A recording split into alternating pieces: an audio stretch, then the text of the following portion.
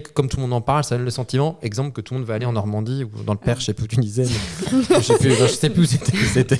Non, mais je vais rebondir sur ça en répondant de manière négative. Pendant le confinement, au moment où on était confinés, tout le cabinet Atorus a posé le stylo puisqu'on n'avait plus de job et on a rappelé tous nos candidats. Donc, il faut savoir qu'on a identifié à peu près 11 000 juristes sur les 17 000 en France et on les rappelait. Et les candidats qui étaient enfermés à Paris me disaient « Marie, tu as un poste en dehors de Paris, tu m'appelles. » Bon, écoutez les gars, ça tombe bien. J'ai plein de postes en ce moment à Laval, à Mayenne. Ah ouais, punaise, il n'y a plus personne.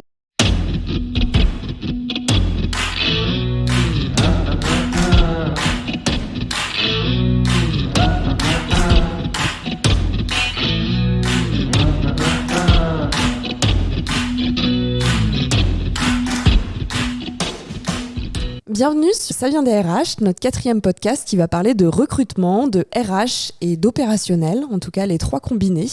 Et pour ce faire, on a la joie d'accueillir 2 invités, Marie et Fabien, et je vais leur laisser le soin de se présenter.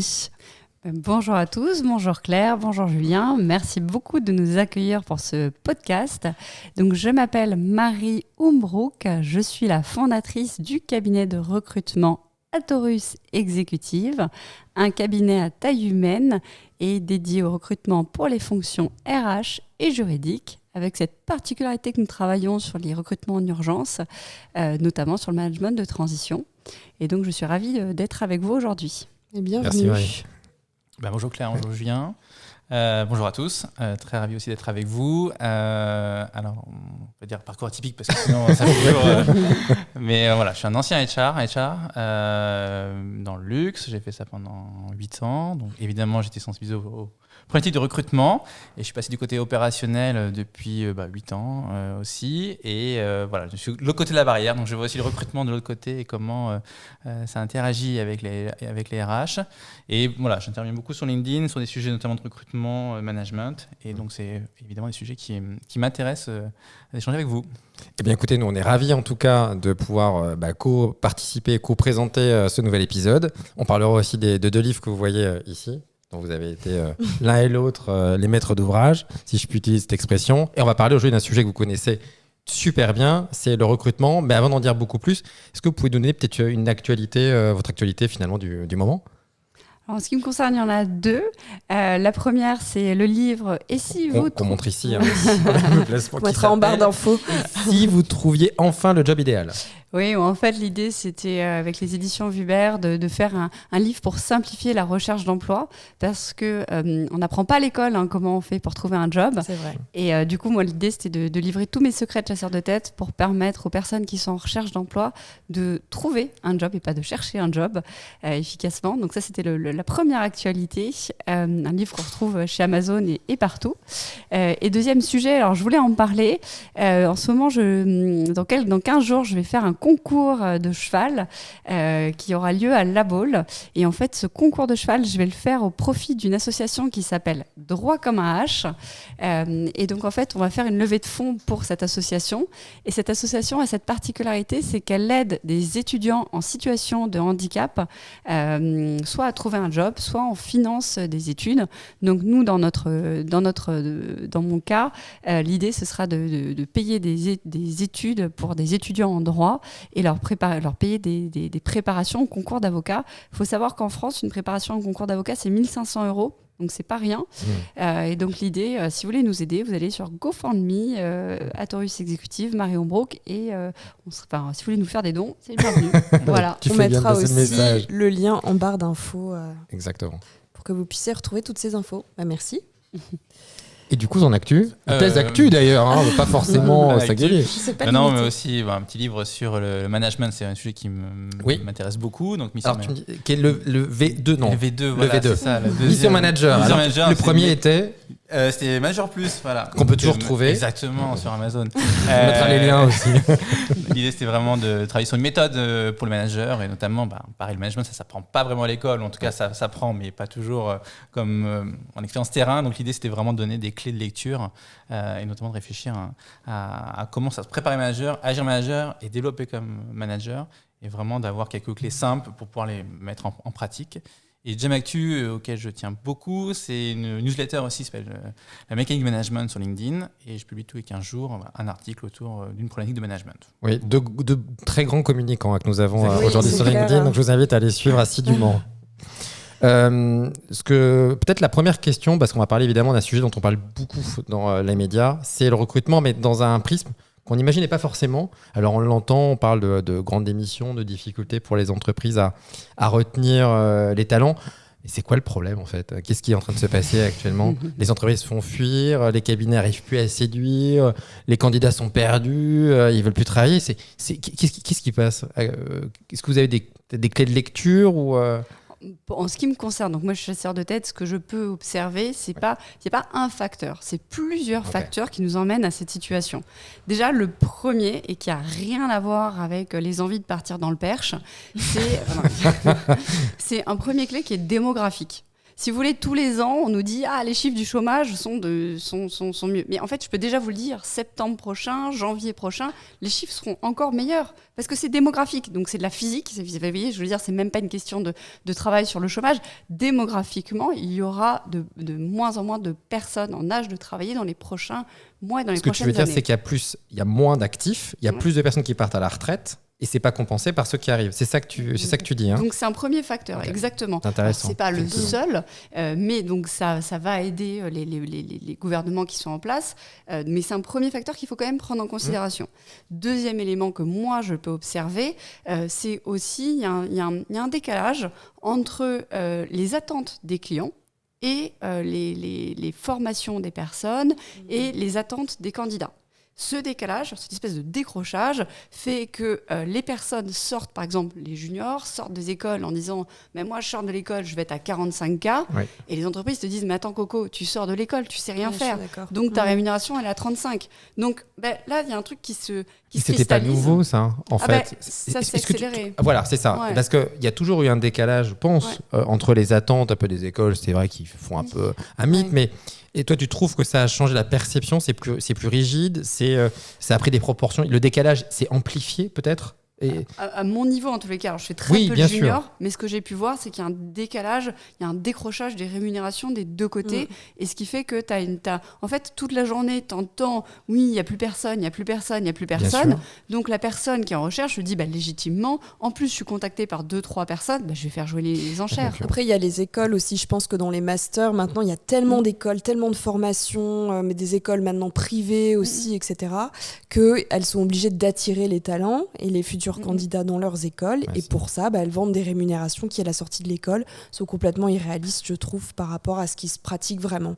Alors, c'est le cas dans les cabinets d'audit, dans certaines typologies, la finance, par exemple, mais quand on sort de RH, de marketing, de supply ou en supply chain, c'est irréaliste de dire que 45K, c'est le salaire d'appel. Je suis complètement d'accord. Et toi aussi, tu as pu observer la même chose ou sous un angle encore différent ou c'est intéressant du coup Il y a 2 points. C'est vrai que sur la rémunération des juniors, en effet, il y a un décalage, mais qui est aussi lié aux entreprises parce qu'elles n'ont pas forcément beaucoup bougé la rémunération, je pense, pour les juniors depuis de nombreuses années. Quand on regarde, c'est assez stable.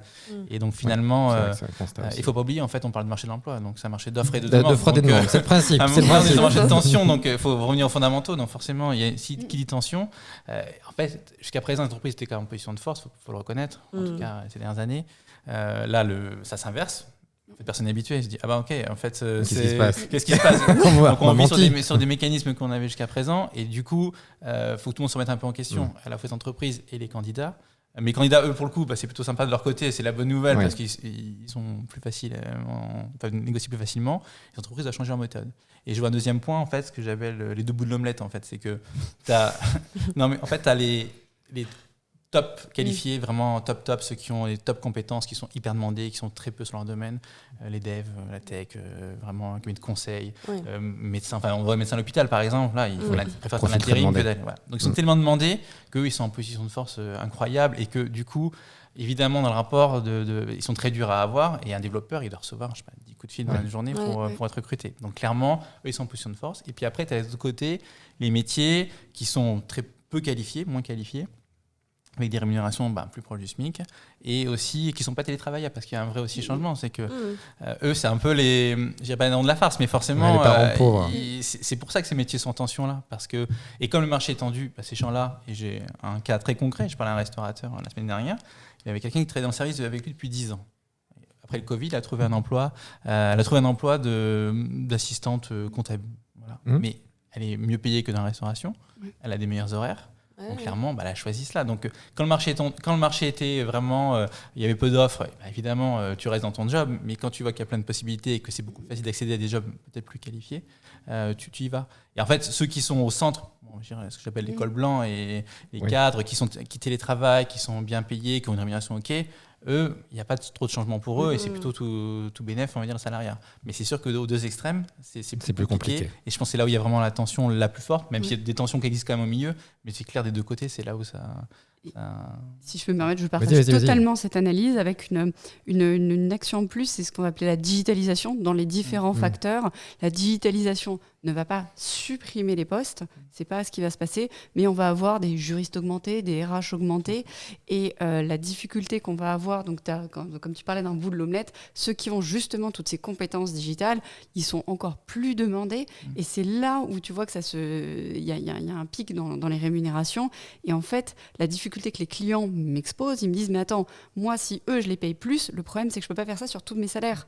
Et donc il y a un décrochage, quoi. Voilà, il y a une espèce de décrochage et une frustration pour ceux qui sont peut-être un peu moins chassés, un peu moins payés. Et moi je le vois au quotidien, des candidats qui sont moins appelés, qui eux vivent mal la situation. Et à l'inverse, il y en a qui sont surappelés et qui eux te font, ils ont raison encore une fois, de faire jouer l'offre et la demande en disant mais attends, je suis appelé 15 fois, pourquoi c'est quand même important la rémunération. Donc moi j'ai aussi cette phénomène de digitalisation dans les différents facteurs qui amplifie ce phénomène. Après, je trouve que ça crée quand même des profils parfois un peu divas, ou en tout cas des profils peu fidèles dans leurs entreprises, parce que du coup très contactés, et finalement à la moindre frustration, on s'en va, on claque la porte, on va vers une autre entreprise. C'est un peu l'américanisation de la consommation de l'entreprise. C'est formidable ça pour les entreprises. Et pour les chasseurs, c'est extraordinaire. Ils vont partir tous les 18 mois. C'est fonction de dev. Je connais un dev, il est appelé, et donc il a été appelé, contacté, il va renégocier son salaire, mais il peut renégocier son salaire tous les 15 jours. Enfin, et c'est même la course à Charlotte. On va lui proposer des avantages qui sont. Il n'y a plus de limite, donc c'est aussi entreprise jusqu'où on s'arrête, jusqu'où on va. Et construire quelque chose. Enfin, vous le savez, un parcours RH, quelque chose vraiment derrière, un parcours de carrière et avoir d'autres avantages. On ne peut pas s'arrêter qu'à la rémunération. Oui, non. Mais du coup, c'est intéressant cette phrase parce qu'on dit souvent, je trouve qu'il y a un décalage où les gens ne sont pas très honnêtes dans la mesure où on te dit la rémunération, ce n'est pas le premier critère, c'est un sujet, mais ce n'est pas un vrai sujet. Et en fait, quand tu creuses, je trouve que globalement, les gens partent majoritairement pour soit avoir une augmentation de salaire. Alors, je ne parle pas évidemment de la situation où la personne est en acte de contrition quand elle va au bureau, c'est pas ça que je dis, mais c'est quand même encore le critère, je trouve, numéro 1. D'ailleurs, il est souvent reproché aux entreprises, aux cabinets de ne pas écrire le montant de la rémunération. Ça fait partie des sujets qui sont remontés, mais est-ce que fondamentalement la rémunération c'est quand même le critère, ou est-ce que vous sentez poindre des valeurs, parce qu'on en parle énormément, c'est-à-dire je pars, mais moi le salaire tout est ok, mais les valeurs ne sont pas, ou le sens de mon travail. Le sens de mon travail ne me convient plus, donc je vais aller dans une autre organisation. Est-ce que ça, vous le sentez, ou vous dites attention au phénomène un peu médiatique, qui est parfois la chose que moi je peux reprocher aussi dans des chroniques, où il y a une sorte de prisme déformant, où c'est amplifié, comme tout le monde en parle, ça donne le sentiment, exemple, que tout le monde va aller en Normandie, ou dans le Perche, je sais plus où tu disais, je sais plus où c'était. Mais... Non, mais je vais rebondir sur ça en répondant de manière négative. Pendant le confinement, au moment où on était confinés, tout le cabinet Atorus a posé le silo puisqu'on n'avait plus de job, et on a rappelé tous nos candidats. Donc, il faut savoir qu'on a identifié à peu près 11 000 juristes sur les 17 000 en France et on les rappelait. Et les candidats qui étaient enfermés à Paris me disaient « Marie, tu as un poste en dehors de Paris, tu m'appelles. » Bon, écoutez les gars, ça tombe bien. J'ai plein de postes en ce moment à Laval, à Mayenne. Il n'y a plus personne. Donc, la notion de sens qu'on a beaucoup retrouvé, équilibre, vie pro, vie perso, retrouver être une proximité entre sa maison, son lieu de travail, même si je l'entends, en réalité, moi, ce que je constate en tant que chasseur de tête, c'est qu'en réalité, il y a la réalité du terrain qui revient, qui reprend les droits, et on revient sur des sujets beaucoup plus pragmatiques. Mon salaire. Ouais. Genre, oui, parce que quand tu vas à Laval, tu divises de 40% ou 30% ton salaire. Ah ben non, ça m'intéresse plus, là. Donc, même si le coût de la vie est moins élevé, finalement, une fois posé les trucs, c'est de revenir en arrière. Je comprends. C'est ça moi, ce que j'ai pu observer. Donc, je me dis, oui, ça sûrement que ça entre en considération. Mais aujourd'hui, en tout cas, les candidats que je contacte, même s'ils commencent certains par me dire, non, mais le salaire n'est pas un sujet, ça tombe bien, on baisse de 30% votre salaire. Non, en fait, c'est un sujet. Voilà, okay. Oui, donc, c'est ce que je constatais aussi. Mais c'est bien d'avoir des visions un peu complémentaires. Mais je rejoins ce que tu as dit. C'est vrai que je connais peu de candidats qui changent en baissant leur salaire, en disant ok, je peux baisser mon salaire, forcément. Et puis il faut tenir en compte, il y a une période d'essai. Tu prends un risque. Donc si tu prends un risque, tu prends pas pour le même salaire, sinon ok, même salaire, je vais rester à mon poste. Et puis mais après, en fait, même s'il y a des exceptions évidemment, mais de manière générale, tu as quand même en tête les plus 10, plus 15% de changement de poste. Qui jouent. Mais c'est vrai que si je pose la question, c'est que souvent on reproche aussi aux entreprises de ne pas forcément aller sur cet alignement, et du coup elles vont avoir tendance à travailler sur d'autres sujets que la rémunération, en se disant je vais combler par autre chose. Donc quand on leur dit, mais en fait, en réalité, malgré le fait qu'on est en 2022, les choses ne changent pas si radicalement, le salaire reste le critère numéro 1, je trouve est-ce que finalement on ne se cache pas un peu derrière le petit doigt, c'est-à-dire, est-ce que les gens sont vraiment très transparents dans leur volonté d'aller ailleurs ? Je pense qu'à salaire égal, par contre, à proposition égale, les valeurs, l'ambiance, potentiellement les à côté vont rentrer oui, bien sûr, à salaire égal, bien sûr. Ou à salaire presque égal. Si tu as 24 différences, évidemment que... Par mois ou par an ? On parle des devs là. C'est ça. On est un peu perdu. 90% vont choisir l'opportunité qui est la plus élevée. Parce que les gens n'ont aussi pas une passion complètement folle pour leur job. Quand c'est un métier qui n'est pas passion, pas forcément le salaire rentre beaucoup plus en compte, je pense. Mais une tendance que moi j'ai pu observer, alors je parle des juristes et des RH puisque c'est le métier que je connais le mieux, ce qu'on voit comme évolution de fond, c'est la répartition de la rémunération. Avant on était très fixe. Aujourd'hui on va aller vers le fixe, le variable, de l'intéressement, sur on en parlait tout à l'heure, sur des startups, des scale-up, on va essayer de voir si on peut avoir des actions dans la société. Et ça, c'est une évolution de fond qu'on voit où on veut pas forcément intéresser que le COMEX à l'entreprise. Et moi, j'ai recruté un responsable juridique, pour une entreprise récemment. Et dans leur rémunération, il y avait le fixe, il y avait le variable, et il y avait un manpack qui permettait aux salariés d'avoir un intéressement au succès de la boîte. Et ça, on le voit, c'est un vrai mouvement de fond, au-delà des valeurs avec ta tasse, tu sais, genre, ici c'est empathie, je sais pas quoi, etc. Ah oui, les fameuses valeurs. Oui, mais ça c'est très incarné. Oui, très incarné, ça, le baby-foot, tout ça ne marche absolument pas. Ça, on ne peut pas berner les gens avec ça. Par contre, le fait de se dire, nous on veut des gens qui sont engagés et en contrepartie, on vous fait participer au capital, ça c'est un argument qui marche. Après, est-ce que c'est pas aussi beaucoup le feeling en entretien ? Parce qu'au-delà des valeurs, oui, c'est un peu prout de dire les valeurs, c'est hyper important. Mais le feeling du candidat en entretien, surtout sur des candidats qui ont plutôt de l'expérience, ça rentre quand même vachement en compte après dans la décision. Enfin, moi, je l'ai vécu en tant que candidate. Je savais ce que je voulais plus. Et du coup, en termes de personnalité, sur des dirigeants que j'ai pu rencontrer, c'était hyper important pour moi. Donc, au-delà des valeurs qu'on met sur les tasses, il y a aussi les valeurs qui sont portées par les dirigeants. Et après, tu peux le sentir aussi, je trouve, en entretien. Alors, peut-être pas tout le monde, mais... Mais c'est vrai que le point d'achoppement, quand même, reste sur la rémunération. Quand ça bloque un recrutement, c'est rarement pour les valeurs. Enfin, j'ai rarement vu quelqu'un, non, je suis pas trop d'accord avec cette valeur-là, je pense que je vais pas pouvoir venir. C'est toujours la rémunération qui est négociée. Donc, c'est vrai qu'il y a ce point-là qui est un bruit de fond. Et je pense qu'en effet, c'est important. Tu vas pas à l'entreprise où tu te sens pas forcément bien. Mais à la fin, là où ça bloque, où tu as un go, no-go, c'est la rémunération. Ouais, mais du coup, la marque employeur, ça sert à rien. Bon, du coup, je vais prendre ma question, alors. Si on vous demandait un peu là où les principales peut-être évolutions que vous avez pu constater dans vos métiers respectifs, soit en termes d'outils qui n'étaient peut-être pas utilisés, qui sont utilisés maintenant, soit peut-être dans les demandes, que ce soit en interne ou vis-à-vis des clients, soit peut-être en termes de mindset. Qu'est-ce qui ressortirait après 10 ans, parce que vous êtes tout jeune et fringant, donc on va dire 10 ans. Comment vous pourriez traduire des évolutions récentes ? Alors moi, ce qui me concerne, il y a une dizaine d'années, donc à la base, je suis avocate en M&A. Quand je quitte le monde du M&A, je pars dans le recrutement et je pars dans le monde merveilleux de l'intérim. Alors l'intérim. On ferme les yeux, on y est. Ouais, dans voilà. Merveilleux. Et Moi, en j'y fait, suis. quand- J'y suis. Ah, bah, j'y suis, on Non, rêve. mais ce qui était assez mignon, c'est que moi, naïvement, j'appelais les gens bonjour, j'ai un poste en intérim pour vous. Et les gens me raccrochaient au nez. Mais je comprenais pas. Je disais, mais attends, j'ai un poste pour toi, tu vas être trop heureux. Et en fait, j'ai compris à l'époque, parce que j'ai arrêté d'essayer de placer des gens, j'essayais de comprendre pourquoi ils voulaient pas, voulaient pas mes postes.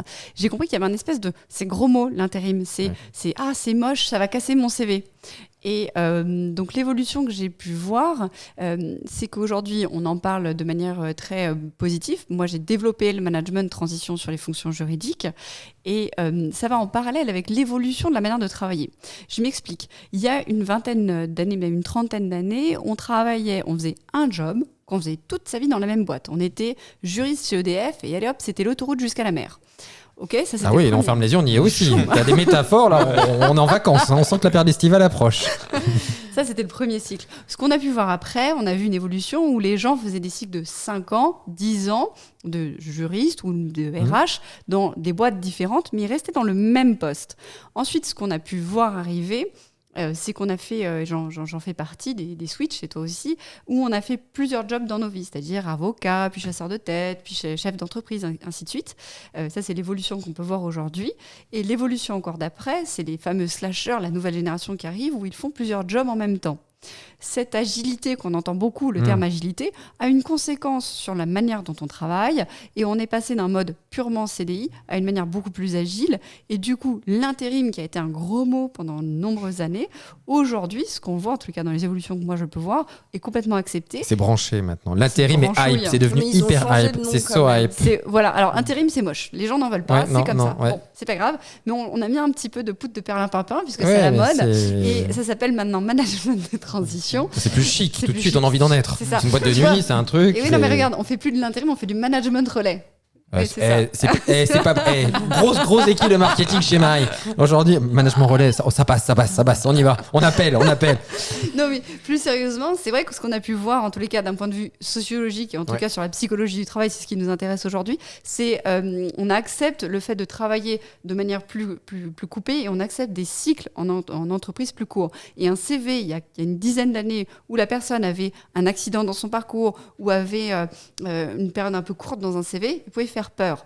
Aujourd'hui, tout le monde est face aux crises, tout le monde peut se retrouver au chômage du jour au lendemain sans être bon ou mauvais, donc il y a une acceptation de l'idée que les cycles peuvent être plus courts. Oui, on va justement après y revenir un peu sur cette partie. Est-ce que les mentalités d'entreprise évoluent aussi vite que ça, ou est-ce que c'est encore un peu long, mais je trouve que c'est déjà une manière intéressante d'appréhender le recrutement, l'intérim et les nouvelles formes finalement de travail, de cumul d'emploi et sans faire un partie technique, mais oui, c'est intéressant. Donc pour conclure, pour moi, la vraie évolution, c'est que maintenant, le management de transition, c'est sexy. Voilà. Waouh, Voilà. ça va être une punchline ever, quoi. Best punchline ever. Non, mais ça, je rejoins tout à fait Marie. C'est les candidats veulent aller faire plus de choses, aller bouger plus vite. Donc c'est vrai que dès qu'ils rentrent dans une entreprise, ils vont quand même demander et c'est quoi après. Alors, peut-être pas quand t'es embauché, donc on va pas ça. Enfin, mais je comprends ce point-là. Et c'est vrai qu'ils veulent avoir de la visibilité. Pas toujours simple à donner d'ailleurs. Voilà, c'est pas toujours simple d'avoir un vrai parcours. Et ça, c'est un vrai challenge, je pense, pour les RH. Aussi travailler sur des parcours, mais pas seulement des parcours linéaires. C'est ok, tu vas monter, tu vas devenir manager, etc. Non, il y a aussi des parcours un peu exactement et de réfléchir à ça. Ça, c'est un point important. Et je pense que le deuxième point que je vois aussi, c'est que les candidats, en fait, veulent se faire approcher plus que postuler. Maintenant, ils veulent, postuler sur un job board, c'est un peu has-been aussi. T'as pas envie, t'as envie d'être appelé. T'as pas envie de. Et on le voit même dans les candidats, et on voit même sur des postes qui sont pourtant qui sont attractifs, niveau, etc. Et même sur des postes de vendeurs, même. Ouais. Enfin, le même personne, si on l'approche, ok, je veux bien venir. Si je suis pas approché, je ça c'est non. pas. C'est Donc, non. il y a Mon un côté, assistant va le faire à ma évidemment, il y a un place. renversement Du rapport de du rapport de force. force, et donc du coup c'est vrai que ça a une approche qui est un peu différente. Alors ce qui est très bien, je pense, pour qu'il y ait un recrutement et d'approche. Ouais. Ce que tu dis, ça rejoint ce que moi j'appelle le candidat de care. Avant, tu mettais une annonce, tu avais une trentaine de personnes qui répondaient. Aujourd'hui, tu mets une annonce, mais au max du bout du monde, tu as 2 CV et qui n'ont rien à voir. Donc, résultat des courses. Tu les appelles, ils viennent pas en plus. Tu les appelles. C'est super ça comme technique. Non, du coup, ça, en tout cas, dans ma manière de travailler sur les évolutions, il y a une vraie fidélisation de nos clients et on a une vraie proximité. Ouais. Donc, ce qui est génial, moi j'adore ce ce point-là parce que tu peux plus mentir. Enfin, donc moi, j'ai jamais fait, mais tu peux pas mentir au candidat. Le candidat auquel tu mens, il perd confiance en toi. Et comme il y a les réseaux sociaux, tu crames ta réputation tout de suite. Donc, quand tu es assez fidèle, quand tu essaies de faire ton job avec sérieux, etc., justement, ça te permet de remonter du lot. Est-ce que vous considérez, ou est-ce que vous observez, parce que les prismes sont différents, que les attentes entre la RH et l'opérationnel sont toujours alignés, et comment on explique soit cet alignement, ou au contraire ce désalignement, sans tomber dans des caricatures, mais quand même, on peut parfois entendre les opérationnels maugréer, très joli mot d'ailleurs, vis-à-vis des RH, ou parfois les RH se dire, alors l'opérationnel se fout complètement du recrutement, c'est fait en 10 minutes. Expérience vécue. Hein. Donc, quel est votre constat ou vision du coup sur ça, tous les trois finalement? Alors, moi, j'arrive généralement en bout de course, c'est-à-dire qu'ils ont déjà essayé de faire par l'interne et ils n'ont pas réussi.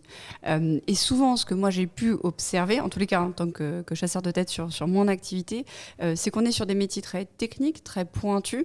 Donc, malheureusement, le RH en interne ne peut pas avoir toutes les subtilités du poste. Donc, ça, c'est le premier point. Donc, il y a une notion de compétences techniques. Et puis ensuite, il y a un décalage entre les attentes de l'opérationnel. L'opérationnel va attendre tel type de profil et, encore une fois, le principe de réalité du marché. Et ça, c'est moi qui le connais par cœur. Et un RH ne peut pas avoir toute la vision à 360 du marché en temps réel. Donc, au-delà de le décalage entre les attentes du RH et les attentes de l'opérationnel et le fonctionnement des opérationnels, ça peut être vrai. Après, il y a aussi moi, mon job, mon principale mission, c'est déjà de bien comprendre le besoin, l'expression du besoin de l'opérationnel. Et souvent, la manière dont il va l'exprimer, c'est pas exactement ce dont il a besoin.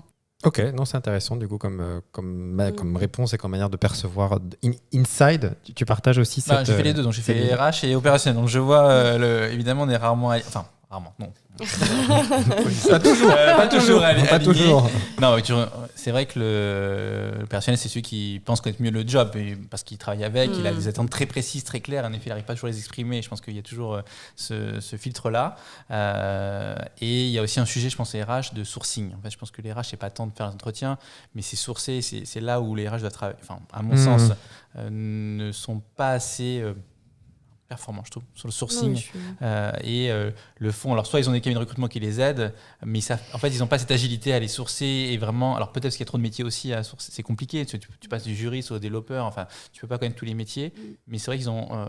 Ça dépend des profils. Ils sont parfois un peu passifs sur le sourcing, en fait, en disant je passe l'annonce, j'attends, ok, je vais faire un petit filtre et c'est tout, mais ils vont pas entretenir une vraie communauté, un vrai réseau et de savoir qui aller chercher. Après, il y a un job qui marche hyper bien en ce moment, c'est le talent acquisition en interne, et eux, pour le coup, normalement, c'est des profils qui sont censés approcher beaucoup plus le sourcing pour éviter les coûts parfois quand même assez importants d'un cabinet. Après, c'est une limite aussi. L'investissement, Marie. Le recrutement aussi une vision, comme tu disais, beaucoup plus large et ça que tout le dépend marché. pour quel poste, je trouve. C'est hyper utile pour les postes qualifiés où tu as des REM qui sont importantes, etc.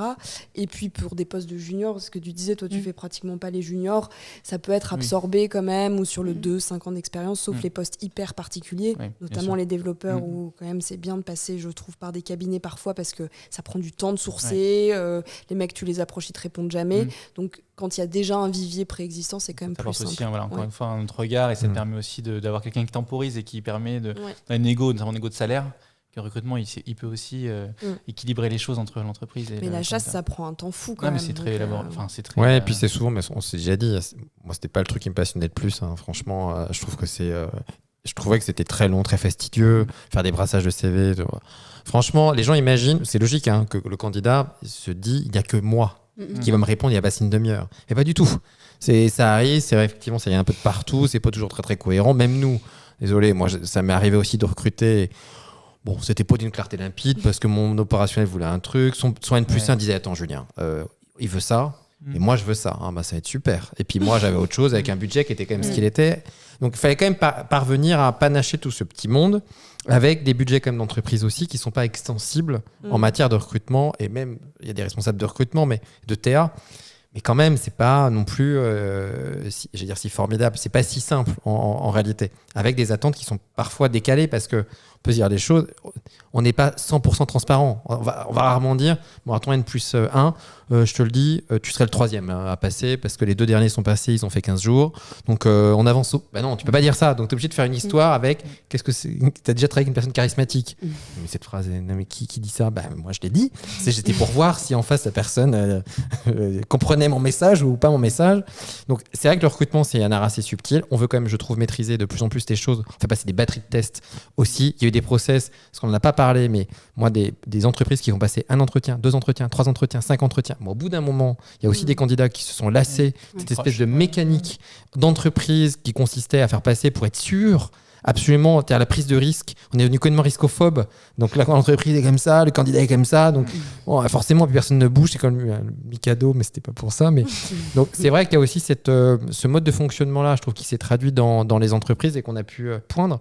Et on sent quand même, en tout cas dans les petits retours, des opérationnels qui attendent autre chose de la RH. Aussi, dans l'absolu, on a eu l'occasion d'en parler. Et notamment en termes de recrutement, la difficulté qui est un peu aussi, c'est que je trouve qu'il y a une surindividualisation des gens qui doivent quand même être dans un collectif. Et je trouve que ça, c'est quand même hyper compliqué aussi de pouvoir le manager. Il y a un petit décalage. Après, c'est quand même à tes managers de pouvoir justement se reposer sur la RH pour dire ce profil est totalement irréaliste. Alors peut-être que c'est plus simple avec un cabinet externe où ils se disent il n'est pas impliqué dans la décision et du coup il va être plus objectif que la RH en interne.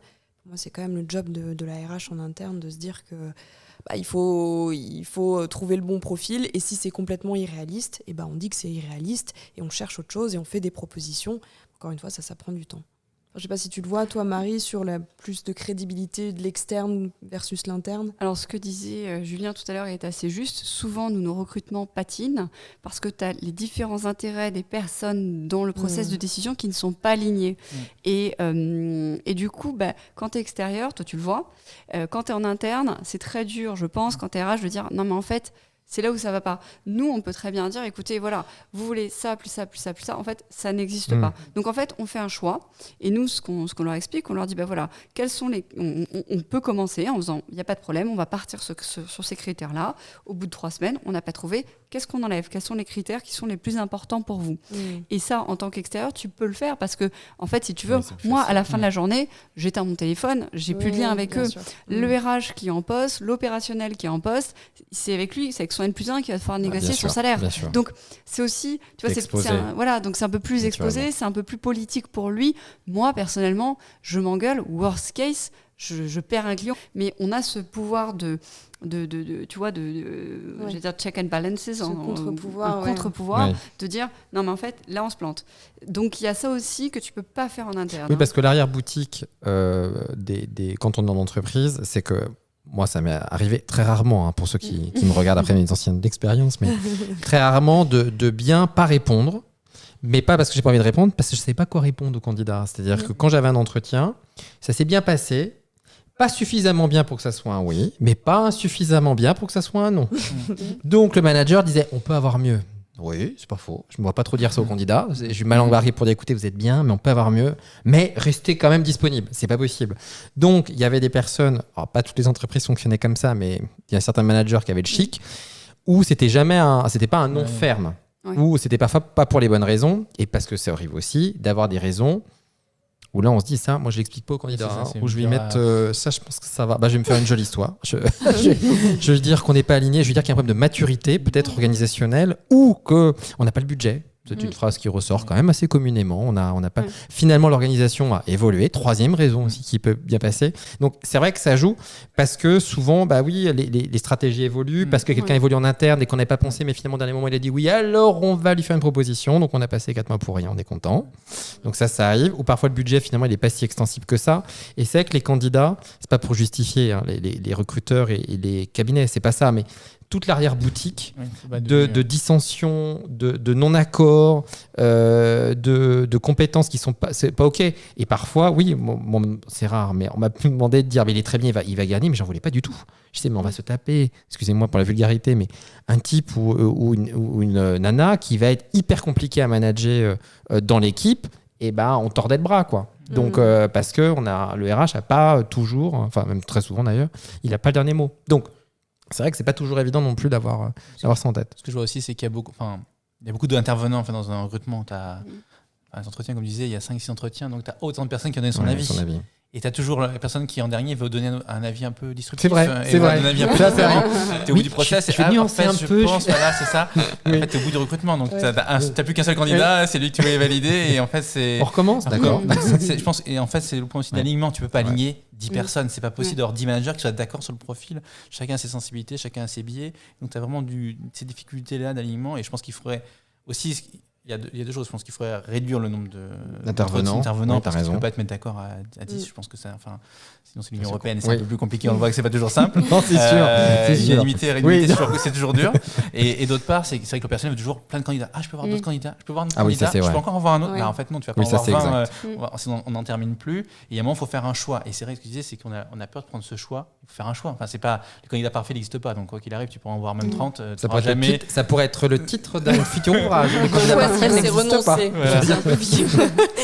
Et ça, je pense que c'est un vrai point. Et c'est vrai que quand tu vois RH, j'aime bien présenter un ou deux candidats. Je trouve que c'est bien parce que tu prends un choix et tu prends un parti pris. Sinon, en fait, tu fais pas de choix. Si tu envoies 10 candidats, c'est que RH, il sert à rien. En fait, il a juste passé les CV. Il a juste passé. Donc, c'est pas la même chose. Donc, soit tu fais un choix et après, au manager de s'aligner et de faire. Je pense qu'il faut vraiment une décision qui soit courte. Et aussi pour le candidat. Passer 3 mois de recrutement, non, mais c'est ça n'intéresse personne. Après, il y a des opérationnels qui savent juste pas recruter, qui savent pas quels sont les critères qui sont importants en entretien. Et du coup, si tu lui en présentes pas 10, il va se dire mais je sais pas quoi, je sais pas comment choisir aussi. Ouais. Et en voir plein, c'est l'écueil de se dire. Coaching du RH. Je suis d'accord. Et ça, j'avais beaucoup travaillé là-dessus parce qu'en disant. Déjà, pour le RH, c'est hyper chronophage d'envoyer, de voir 30 candidats. Donc, il faut que tu fasses une sélection. Et sinon, ton job, ton plus-value de RH, c'est quand même de sélectionner. Donc, évidemment, tu as un choix parce que tu as 3-4 bons candidats. Et après, c'est une question de sensibilité. Mais en gros, il correspond à une description de fonction. Mais ensuite, tu ne peux pas en voir 10. Et justement, alors après, peut-être que tu pourras rebondir dessus, mais pour être un peu dans la continuité, est-ce que ça manque pas finalement un peu d'audace en France sur des profils ? En fait, il y avait une étude qui est sortie il n'y a pas très longtemps qui expliquait qu'en France, les cabinets essayent de proposer, on verra si tu es d'accord avec ça, mais les cabinets essayent de proposer des profils qu'ils appelaient en tout cas des outsiders, c'est-à-dire qu'ils ne sortent pas spontanément avec la même école, le même profil, le même secteur, machin. Et le cabinet essaye, et dans la majorité des cas, pas dans tous les cas, mais dans la majorité des cas, l'entreprise revient à ce qu'il connaît avec les mêmes typologies d'école. En gros, t'as pas fait 10 ans de start-up, c'est compliqué d'entrer dans une start-up. Si tu viens pas de la finance, c'est compliqué d'entrer dans la finance. Est-ce que finalement, pour en revenir un peu à la boucle du démarrage, est-ce qu'on va pas finalement sortir un peu de ça avec un peu plus d'audace sur des profils ? Et tant pis, ça peut ne pas marcher.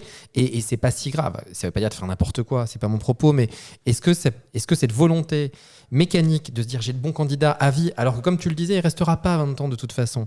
Est-ce qu'on peut pas se laisser plus d'audace finalement dans les manières de recruter ? Alors, ça, de toute façon, c'est une tendance de fond. Pareil, comme je le disais tout à l'heure, il y aura de moins en moins de candidats. Là, c'est pareil. Une des tendances qu'on voit sur le recrutement, c'est ce qu'on va appeler l'hybridation des compétences. Ce qu'on observe, en tous les cas, moi je vois sur les fonctions RH et juridiques, c'est que on va avoir des candidats qui vont avoir, tu le sais, vous savez, on distingue les hard skills et les soft skills. On va avoir des bases de hard skills. Et tout va pivoter autour de soft skills pendant votre carrière. Et la conséquence de ça, c'est que les frontières entre les fonctions vont être de plus en plus minces. Et donc, mécaniquement, on va aller vers cette hybridation de compétences et on va aller vers ce recrutement vers des profils qui ne seront plus des profils type classique. Et la conséquence, tu la vois sur du moyen terme. Alors, aujourd'hui, on en est encore au début, même si moi, en tous les cas, il y a 10 ans, quand je parlais du management de transition ou de l'intérim, on me raccrochait au nez. Aujourd'hui, je parle de l'hybridation des compétences. Mais qu'est-ce qu'elle raconte, celle-là encore ? Là, Ombro, qu'est-ce qu'elle a encore fumé ? Mais ça arrive. Je vous donne un exemple très concret. Encore aujourd'hui, j'en parlais avec une cliente. On va parler du LegalOps en 2 mots. Dans cette fonction-là, le juriste, un peu vu comme le mec au fond du couloir, un peu dans le noir, là, en train de lire son Dalloz. Ça donne envie. Ça donne envie. Eh bien, en vrai, il est en train d'évoluer. Le juriste, on l'a vu avec la crise du Covid, c'est devenu la personne qui, quand vous étiez en galère avec tous vos contrats, et comment je fais que sauter mes contrats avec la clause de cas de force majeure, est venu vous sauver de votre bordel. Et du coup, on l'a vu, il est devenu beaucoup plus ce qu'on appelle business partner, et aujourd'hui, on lui dit, mais en fait, quand je vais signer un gros contrat, plutôt que tu arrives en deuxième phase du projet, pourquoi tu ne viendrais pas avec moi dès le départ ? Ce qui fait que dès le départ, tu viendrais résoudre des problèmes et tu viendrais de me permettre de mettre en musique ce qu'on va appeler aujourd'hui, j'en parlais tout à l'heure, la digitalisation. Parce qu'aujourd'hui, de plus en plus de clients, en tout cas mes clients, font appel à la signature électronique, à la digitalisation de leur contrat. Oui, mais alors, une fois que tu dis, bon, bah, c'est parti, on part sur une signature électronique, ok, d'accord, et tu fais comment ? Comment tu fais avec tous tes fournisseurs ? Toi, tout seul, avec ton commercial, tu ne vas pas y arriver. Donc, il va falloir faire appel à un juriste. Et ce qu'on voit, c'est ces nouvelles fonctions, donc par exemple de LegalOps, où il y a un mixte entre ces compétences très techniques, juridiques, parce qu'il peut te dire, tu vois, dans le contrat, c'est cette clause-là qu'on va devoir on va bouger, et en même temps, qu'il va avoir la capacité de comprendre l'attente du commercial, du client, et aussi une petite coloration technique, c'est-à-dire pas une allergie complète. Au hard, un peu. Tout ce qui est technicité. Et donc ça, on va aller dans l'hybridation des compétences. Et ça va être des profils, deuxième profil, méga sexy dans les prochaines années. Eh bien, c'est une bonne nouvelle pour ceux qui nous écoutent. Mais c'est pareil pour le sales, c'est le sales ops avec les outils, le digital, etc. C'est des vraies vocations. C'est vraiment pas les mêmes métiers. Enfin, en tout cas, c'est des compétences qui sont parfois un peu antinomiques, quoi. Le sales qui aime vendre, qui a du bagou, versus quelqu'un qui sait utiliser les outils comme Salesforce, enfin un CRM ou qu'importe. C'est vrai que c'est pas forcément simple d'allier les deux, et du coup, ces profils sont hyper rares. Ouais, alors, ok, très bien, mais est-ce que sincèrement, quand on a dans des univers où on n'a jamais mis les pieds, exemple pharmacie, est-ce que c'est si facile d'aller en pharmacie, passer dans la start-up, c'est pas si facile, c'est-à-dire que quelqu'un qui a fait 20 ans hors dehors d'une start-up, on continue encore de présenter, en France en tout cas, après on pourra parler de l'approche plus anglo-saxonne, mais d'abord par ton diplôme, c'est-à-dire que c'est très souvent, si je te présente, alors pas ici parce qu'on est au-delà de ça évidemment, mais ça va être Marion Brook, diplômée de. Et si vous regardez les classements Challenge, Capital, regardez la première ligne qui sort, c'est l'intitulé et qui marque presque à vie. Et il y a quand même une espèce d'endogamie sociale, si je puis dire, qui je trouve est assez antinomique avec la nécessité d'être plus agile, plus souple. Et c'est pour ça que, est-ce que en haut, c'est-à-dire au niveau plus entrepreneurial, décisionnaire, il y a une vraie envie, une vraie conscience de ça, ou est-ce qu'il y a quand même la volonté, ou en tout cas en sous-main, de se dire non, on va quand même rester un peu entre nous. Moi, c'est quand même ce que je peux entendre. C'est juste que ça fait un peu peur parfois les profils, t'en parlais tout à l'heure, mais qui ont fait 30 ans dans un même secteur d'activité, parce tu te dis, est-ce que potentiellement ce mec ou cette nana va être adaptable dans mon secteur à moi ? Et pour certains, ce sera successful, et pour d'autres, non. Je pense que c'est effectivement ce que tu disais tout à l'heure, la peur de prendre un risque. Et donc, du coup, on a tendance à aller vers des copies de ce qu'on a déjà en interne. Parce que le mot est clone, le mot est lâché. On parle de clone. Parce que c'est plus simple aussi à intégrer, on sait comment ça fonctionne, et on ne prend pas de risque. Je pense que ça dépend des boîtes, quoi. Tu constates... Non, mais après, moi, je suis l'exemple, j'ai fait du droit, je fais des RH et après je suis une fonction commerciale, donc on peut bouger. Je pense que c'est pas aussi figé que cela. Après, je pense que c'est beaucoup plus simple en interne, évidemment. C'est dur de changer de fonction quand tu changes de boîte, et je pense que clairement, voilà, tu peux changer un peu à la marge, mais c'est vrai que c'est compliqué. Même sur les fonctions techniques, quand tu es juriste, faut quand même, si tu n'as pas fait de droit, tu vas quand même rarement pouvoir. Même si c'est un super commercial, je pense que ça va être quand même un peu dur de faire ce job. Donc les choses vont bouger. Après, c'est aussi une question de marché. C'est sûr que moi, il y a des candidats, évidemment, les candidats seront en position de force, ils pourront changer aussi. Mais ça bouge, je pense que ça bouge vraiment. Et c'est des success stories que tu peux avoir aussi. C'est comme ça que ça marche. Tu commences à avoir quelqu'un qui ça a marché, le move a marché, tu vas le refaire. Mais quand tu l'as jamais fait au début, il y a forcément une résistance. Mais il y a aussi le fait, quand j'étais dans le transport, du coup, on pourra voir de quelle entreprise je parle, très niché. C'est-à-dire qu'il y avait ça va vous fermer les yeux, je vous envoie du... j'ai toujours peur d'être attaqué par ce micro, moi.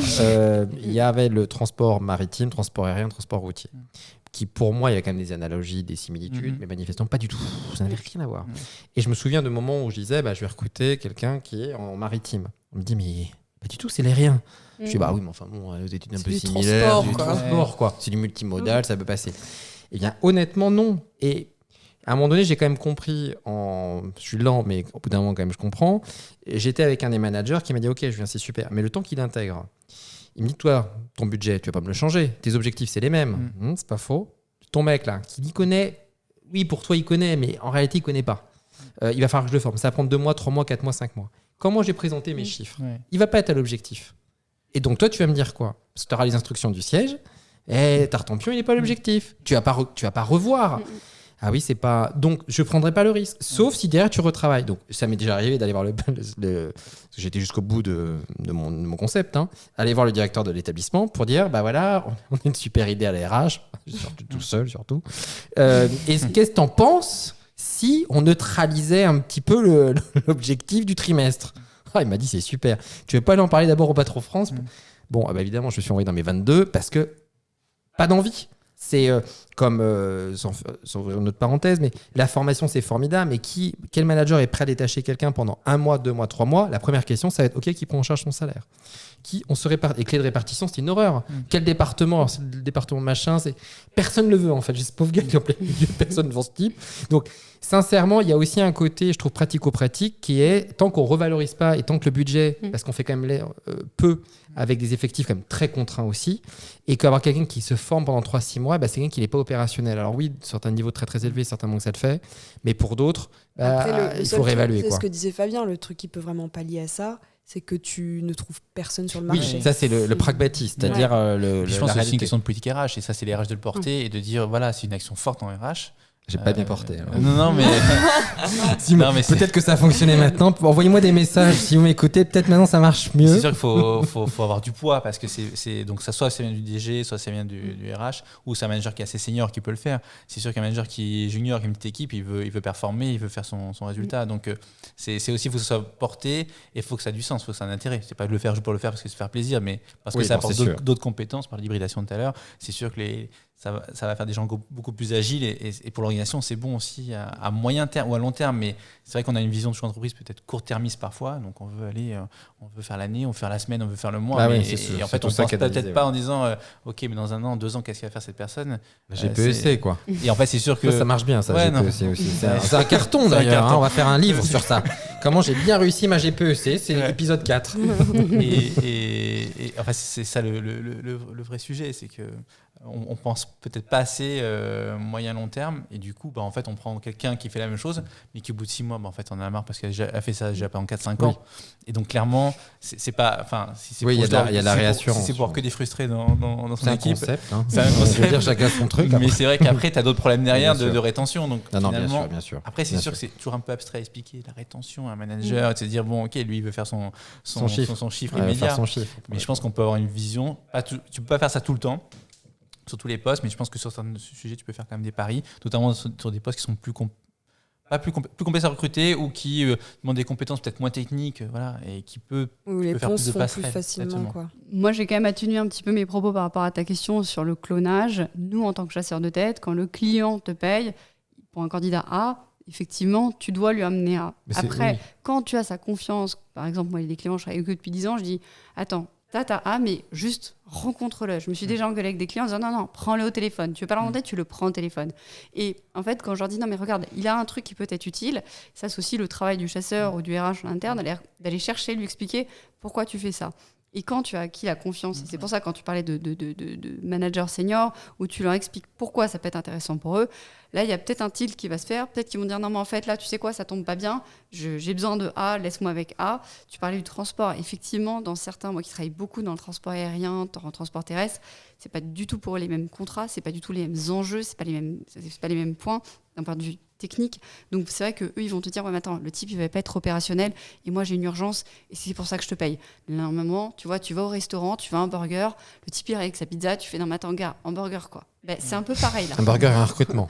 Tu vois 5e livre, un burger et un recrutement. Non, je comprends. Tu vois bien sûr, non, mais j'entends. C'est juste, il y a un moment, j'ai besoin d'un profil. Non, mais je dis qu'il y a des rapports à la temporalité qui vont devenir, de mon point de vue, compliqués. C'est-à-dire, on a d'un côté la RH qui essaie d'être à moyen long terme, l'opérationnel qui est quand même un peu, on va dire, très court terme, et le candidat qui se dit finalement dans 6 mois avec des parcours d'évolution. Et ces 3 temporalités-là, en tout cas à date, me semblent assez compliquées. Je n'ai pas dit impossible, c'est pas du tout. Je dis pas simple, alors qu'avant, je dis pas que tout le monde est aligné, pas du tout. Mais on était dans un rapport au temps qui n'était pas le même, avec un sens collectif. Donc tout cumulé avec une surindividualisation des échanges presque sens consommation, parce que j'ai pas peur, pour moi c'est presque de la consommation de l'entreprise, va forcément induire une évolution. Et pour le moment, en tout cas en France, qui n'est pas vrai dans d'autres pays, on est quand même, c'est encore un peu long à bouger, mais ça permet d'introduire l'autre question, qui est une question qui nous tient au cœur avec Claire, n'est-ce pas Claire? Je sais pas laquelle c'est. Non, Il y en a une autre aussi. Pourquoi, malgré est-ce que je posais la même question la dernière fois, malgré le fait que l'économie repart, je veux dire, l'inflation repart, mais ça c'est pas une bonne nouvelle. L'économie repart, le fait qu'il y ait une pénurie des engagements, on a toujours autant de problèmes à recruter les seniors. Qu'est-ce qu'on cherche? Qu'est-ce qui se passe actuellement dans ce pays avec les seniors? Parce que on nous dit toujours ça recrute. Et quand on arrive, on dit voilà, on a des seniors, on a quand même 1 million de cadres qui recherchent. Eh ben, on sent que c'est toujours compliqué quand même et que c'est toujours un phénomène très tabou. Donc, moi, j'avais entendu, après je vous laisserai bien sûr donner un peu une clé de lecture, mais un organisme qui accompagnait notamment pour travailler avec des startups. Et qui avait dit les 2 critères pour lesquels c'est difficile. Elle l'avait écrit, donc c'était très bien détaillé. Elle m'a dit le premier critère, c'est un déséquilibre, peut-être ça va évoluer, entre les rémunérations, parce qu'il y a un décalage entre les postes de certains seniors, alors qu'on se mette bien d'accord quand on parle de seniors là, des seniors cadres, généralement de grandes entreprises, pas forcément des grands groupes, mais on va dire de grandes entreprises. Parce que finalement, senior et junior pour un premier poste d'employé, les différences ne sont pas si manifestes. Je modérerais, mais quand même. Et le deuxième, c'était l'état d'esprit, le mindset, entre quelqu'un qui a fait 15 ans, 20 ans, 25 ans, qui à un moment donné peut en avoir marre, mais qui a quand même son process, son organisation, et aller dans une start-up, pour prendre juste l'exemple des start-up, où la stratégie est parfois work in progress. Bon, je dis, voilà.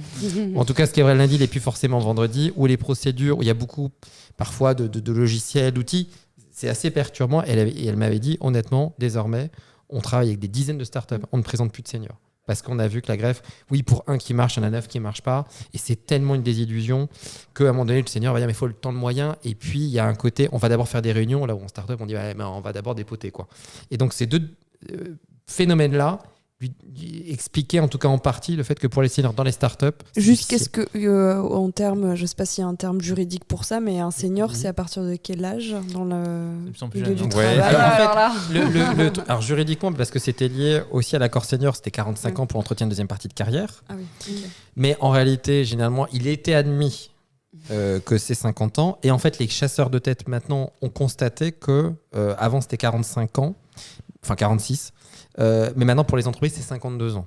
Mais presque au sens fini. Mais généralement, dans les accords collectifs, c'est plus 50. Et on voit d'ailleurs là une démarcation et qui, comme le disait Marie, c'est vrai que le chômage, avant, il y a 10 ans, c'était très clivant et c'était un no-go. Maintenant, c'est plus ça.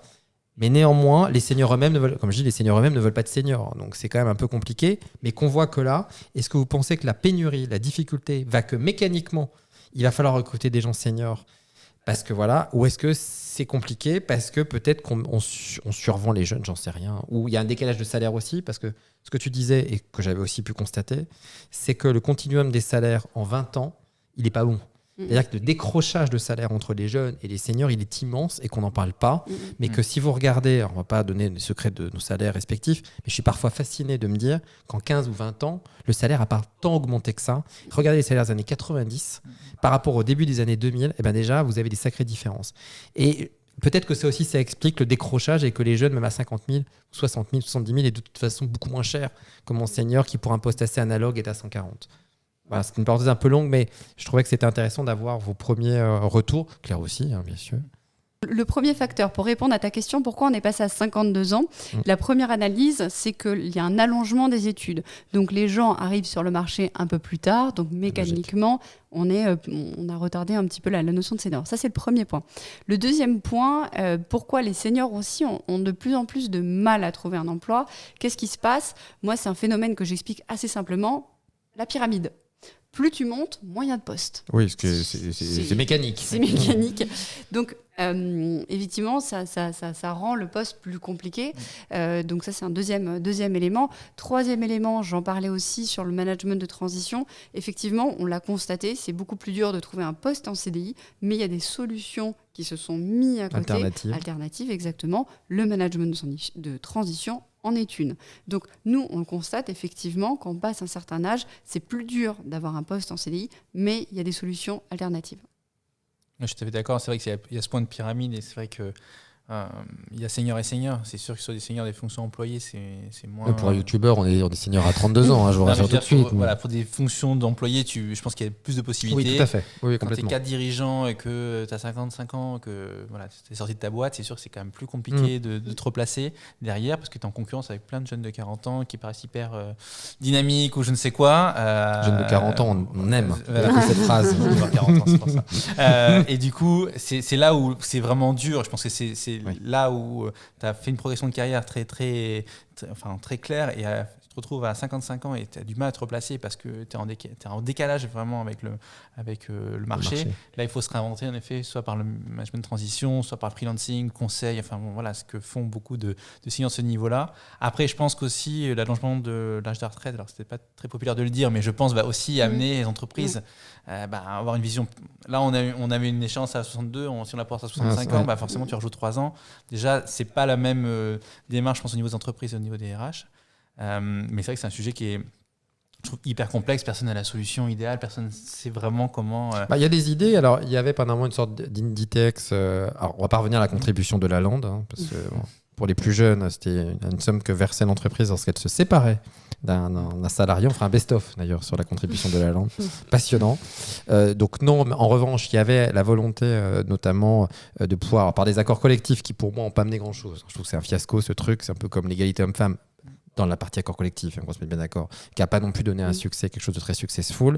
Après, en revanche, je pense qu'en termes de formation, notamment lorsque tu parlais tout à l'heure de la partie légale et le fait d'avoir des juristes qui sont, mais tu corroborais, un peu sales, un peu IT, un peu... Est-ce que c'est pas ça aussi, ce qu'on est en train d'observer, c'est le décalage, parce que vous l'observez dans vos quotidiens, la digitalisation très rapide, amplifiée par le Covid, fait qu'il faut maîtriser beaucoup d'outils, beaucoup de nouveaux mots, beaucoup de rapports clients différents, et que c'est pas évident finalement, et que si on n'a pas une politique hyper forte de formation et que le cadre aussi intègre que la formation c'est aussi lui qui doit se la faire et que ça a accéléré et qu'on décroche, j'ai le sentiment qu'on décroche plus vite du marché et qu'il y a 20 ans, je dis pas que c'était plus lancinant, mais quand même ça va tellement vite qu'il y a parfois des noms de postes. Quand on recherche, on se dit mais mon poste n'existe plus.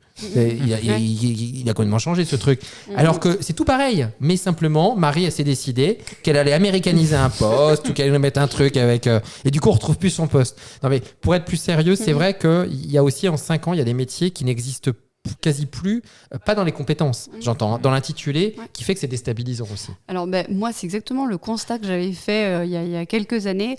Et si tu veux, il y a des gens qui ont des profils de cadre sup qui ont été chassés toute leur vie, qui sont super demandés. Et puis arrivé à un moment, ça s'effondre. Et là, c'est très compliqué pour la personne qui a toujours été chassée, toujours été demandée, de se retrouver au chômage. Oui, bien sûr. Parce qu'il ne sait pas, déjà, il ne sait pas rechercher un emploi, il ne sait pas par où partir.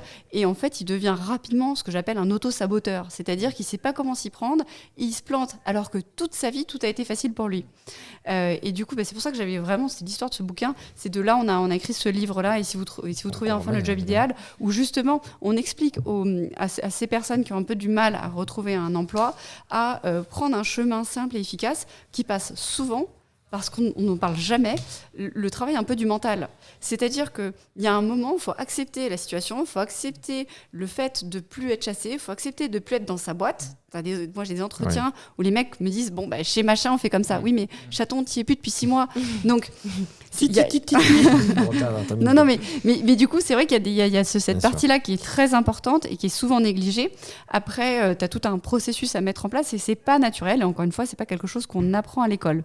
Pour donc pour moi, ma recommandation pour ces personnes qui justement sont à un moment de leur vie où c'est pas facile socialement, parce que socialement tu te retrouves au chômage et tu l'as jamais été, t'as toujours été demandé, tu l'es plus, c'est compliqué quoi. Tu te dis mais qu'est-ce qui se passe, qu'est-ce que je fais mal, alors qu'en vrai c'est peut-être qu'autour de soi ça a changé.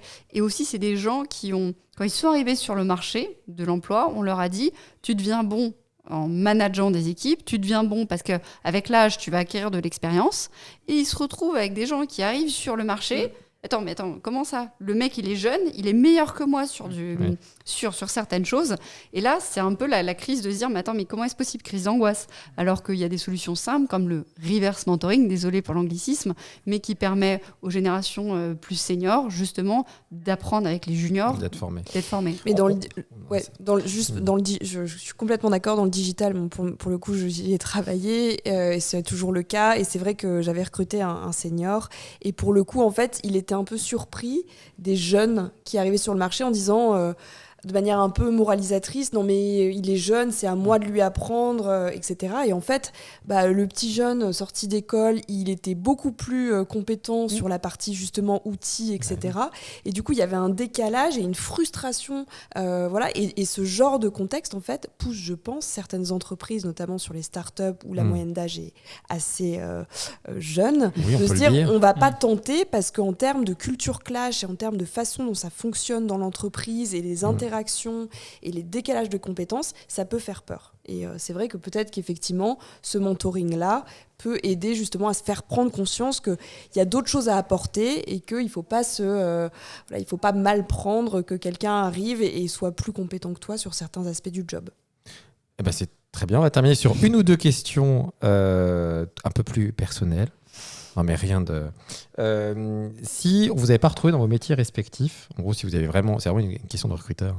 Si vous avez vraiment eu le choix, je ne sais pas si c'était un métier d'enfance ou une passion d'enfance, qu'est-ce que vous auriez voulu faire ? Non, je voulais faire prof d'histoire. Prof d'histoire, c'est rigolo. J'ai une grande passion pour l'histoire, je lis beaucoup d'histoire. Voilà. Mais bon. Avec une période peut-être de prédilection. Seconde Guerre mondiale, si tu veux être plus précis, mais bon, c'est vrai que c'est un métier sens qui est le livre. très. Non, mais c'est un super métier, je pense, de transmission. Moi aussi, j'aime beaucoup l'histoire. C'est voilà. Bon, maintenant avec le problème d'éducation nationale, ça recrute. Attractivité. Oui, ça recrute. Mais justement, attractivité, là, on en est plein dedans. C'est passer de candidat, trop de postes, passer de candidat. Ah bon ? Ah oui. Ah oui, ils cherchent, mais les gens veulent plus forcément s'engager. Oui. Okay. Ah oui, non, oui, c'est. Moi, c'était avocat en droit pénal international. Voilà, c'était vraiment le concept. Fun et simple, non, pareil.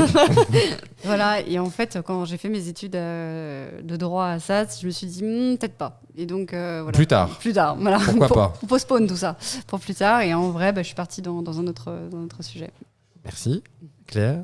Ce que je voulais faire quand j'étais jeune. Ouais, tu es toujours, toi, mais moi je peux pas, ça se fait pas très crédible. Je sais pas, je voulais être égyptologue, je crois. Tu sais, c'est la période de 6e où tout le monde a envie de faire la même chose. Et pas grécologue, tu remarqueras. Beaucoup les gens disent, déjà parce que ça se dit pas du tout grécologue. Déjà, c'est une bonne réponse. Et là, tu vas me dire comment ça se dit, je n'ai pas la réponse. Donc, pour le grec ancien, quoi. Ouais, je sais plus. Hélioniste ? Non, Héloniste ? Ouais. N'hésitez pas à mettre en barre de commentaires. Pardon. Et sinon, la dernière, une série que vous pourriez recommander, que vous avez peut-être pu voir sur Amazon Prime, Netflix ou n'importe quelle plateforme, je ne sais pas trop lesquelles, que vous avez plu, qui vous a plu. Je suis toujours embêtée parce que je n'ai toujours pas la télé. Je n'avais pas la mais télé. Non, mais je n'ai pas. Ah, tu regardes pas de série ? Bah, ça pourrait. Tu peux elle pas écrit regarder des de livres le soir, elle a dit. Non, je fais du poney, moi. Qu'est-ce que je te dis ? Le soir ? Ouais, le soir, je vais sortir mon cheval. Attends. Non. Ah oui, ça, c'est le chien. Chacun a son truc. Il y a le cheval, puis les chiens. Donc, tu vois, il y a tout un. Non, toute une organisation. Le boulot, quoi. Moi, je t'imagine. Non, je peux pas sortir ce soir. Je promène mon poney. C'est très chic. C'est très chic. J'ai poney dans Boulogne. C'est très chic. Et toi, alors, je n'ai pas télé non plus. D'accord, cette question était intéressante. Mais c'est quand même l'ordinateur, je vais lire Borgen, dernière saison de Borgen. Ah oui, j'ai pas vu, on m'a dit qu'elle était super cette saison. Enfin, cette série. Je n'ai pas terminé. Claire. Qu'est-ce que je regarde en ce moment ? J'ai l'impression que qu'est-ce que je regarde ? Stranger Things. Ah oui, apparemment, c'est la dernière saison qui cartonne. Là, exactement. Apparemment, ça va exploser les starting blocks. Exactement. Bon, eh bien, on va pouvoir terminer sur Stranger Things et les meilleurs best-of. Merci à vous d'être venus pour ce nouvel épisode. Et n'hésitez pas à partager, liker, commenter, bien sûr, ce nouvel épisode, de manière à ce qu'on puisse répondre à toutes vos questions. À très bientôt. Merci, à bientôt. Ciao.